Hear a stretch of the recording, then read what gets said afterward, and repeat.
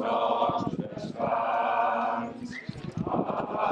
Aixequem una senyera que ens farà més vius. Acabem de fer l'acte, l'ofrena floral a Rafael Casanova.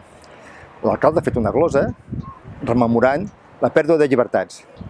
Vaya tela, que rememori la pèrdua de llibertats i posi obstacles a la celebració del referèndum amb el qual volem tornar a aconseguir la llibertat. Hi ha qui diu que no podrem votar perquè Ballesteros no es deixa. Estigueu tranquils, el govern de Catalunya posarà els col·legis perquè qui pugui votar que sí, ho faci, i qui vulgui fer que no, també ho faci.